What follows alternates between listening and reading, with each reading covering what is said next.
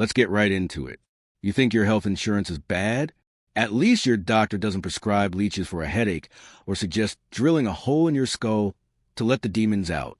We live in a world of medical marvels, but for most of human history, going to a doctor was one of the fastest ways to die. These aren't just old-timey remedies. They're some of the most horrifying and deadly treatments ever invented. Number 9, corpse medicine. Yes, you heard that right. For centuries, doctors in Europe believed the best way to cure you was to make you eat parts of a dead person. This wasn't some weird fringe belief. It was mainstream medicine. They called it mumia. Got a headache? They'd grind up a human skull and mix it into a drink for you. Suffering from epilepsy? The go-to cure was drinking the blood of a recently executed gladiator, fresh from the source. It was like a ghoulish smoothie bar. They believed that by consuming a part of a healthy, strong person, even a dead one, you could absorb their vitality. The most sought-after mummies were imported from Egypt, leading to a massive tomb-raiding industry. The problem, besides the obvious fact that you're literally a cannibal, is that you're also consuming whatever diseases the dead person had. It was a great way to spread tuberculosis, parasites, and all sorts of infections. You'd go in with a bruise and walk out with a plague. Number 8, trepanation, the hole in the head. Imagine you have a migraine. You go to the doctor, and their solution is to take a sharp rock or a primitive drill and carve a hole in your skull while you're wide awake. Welcome to trepanation, one of the oldest surgical procedures known to man. Archaeologists have found skulls with these holes dating back thousands of years. The thinking was that by opening a window in your head, you could release the evil spirits, demons, or bad pressures causing your illness. In reality, you were just giving bacteria a direct flight to your brain. While some people miraculously survive this, the risk of infection, brain damage, or just bleeding out on the spot was astronomically high. It's like trying to fix your computer by hitting it with a hammer. Sure, it might work, but you're probably just going to break it forever. Number 7, mercury, the magic cure-all. For a long time, mercury was the answer to everything. Got a skin rash? Rub some mercury on it. Got syphilis? Drink a mercury cocktail. It was shiny, it was mysterious, and doctors thought it was a miracle substance. The famous first emperor of China, Qin Shi Huang, was obsessed with finding immortality and took mercury pills daily, believing it would make him live forever. Spoiler alert, they didn't. They killed him. Mercury is a neurotoxin. It systematically destroys your nervous system. People who took it would lose their teeth, their hair, and eventually their minds before suffering a painful death from organ failure. We literally have a phrase for it. Mad as a hatter, because hat makers in the 1800s used mercury and would slowly go insane from fumes. It wasn't a cure. It was just a slower, more fashionable way to poison yourself. Number 6, bloodletting. This was the Swiss Army knife of ancient medicine. Fever, infection, sadness, you name it, and a doctor would say, "We need to get some blood out of you." For over 2,000 years, the theory was that your body contained 4 humors: blood, phlegm, yellow bile, and black bile. If you were sick, your humors were out of balance, and draining some blood was the quickest way to fix it. They'd either slice open a vein or cover you in leeches.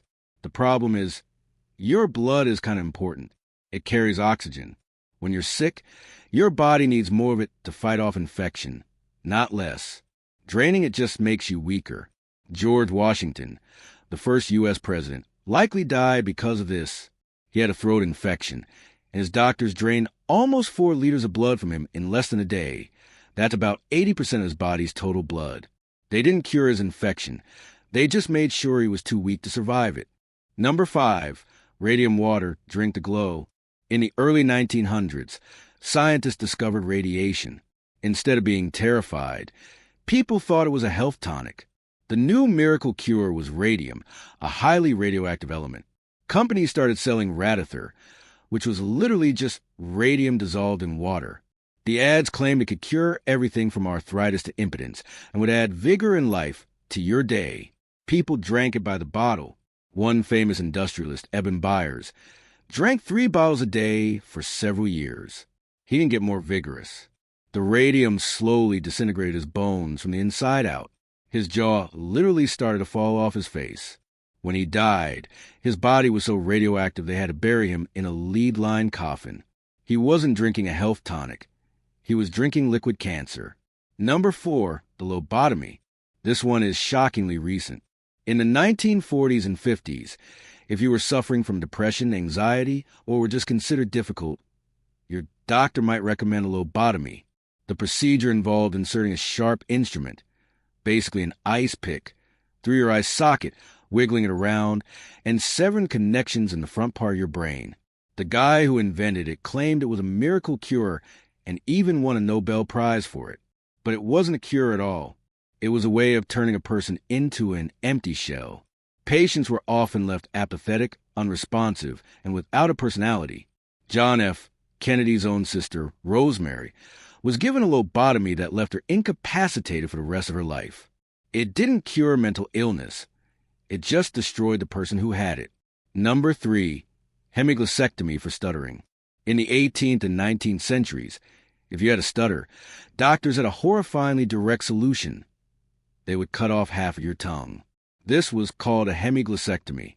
The theory was that your tongue was just too big or clumsy for your mouth, and trimming it down would solve the problem. There was no anesthetic, just a doctor, a gag, and a scalpel. As you can imagine, this cure was a complete disaster. The human tongue is full of major blood vessels. Patients often bled to death right there in the chair. And if you survived the bleeding, you had a massive open wound in your mouth, which was a perfect breeding ground for infection. Not a single person was ever cured of stuttering this way. They just ended up maimed or dead. Number 2, the cat burning plague cure. During the Black Death, which wiped out a third of Europe's population, people were desperate for a cure. With no understanding of germs, their logic went some dark places. They noticed that cats were independent and mysterious, and didn't seem to follow any rules.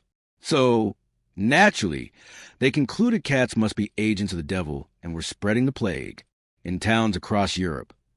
People began rounding up every cat they could find and burning them in massive bonfires, hoping to stop the disease.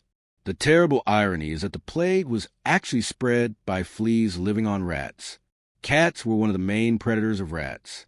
By killing the cats, they were actually helping the rat population explode, which in turn allowed the plague to spread even faster. Their cure was literally making the pandemic worse.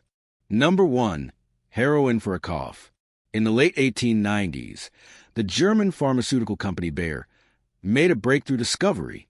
They found a new, non-addictive alternative to morphine. They called it heroin, and they marketed it as a cough syrup for children. The ad showed happy mothers giving spoonfuls of heroin to their kids to soothe their colds and coughs. It worked fantastically at stopping coughs, mainly by suppressing the part of the brain that controls breathing. But as we all know now, non-addictive was a complete lie. Heroin is one of the most addictive substances on the planet. Bayer was essentially creating a generation of addicts by selling a powerful opiate over the counter as a simple cold remedy. They weren't just curing a cough. They were starting a lifelong and often fatal addiction. That's all for today. I'll be making similar videos in the future. Subscribe to see them.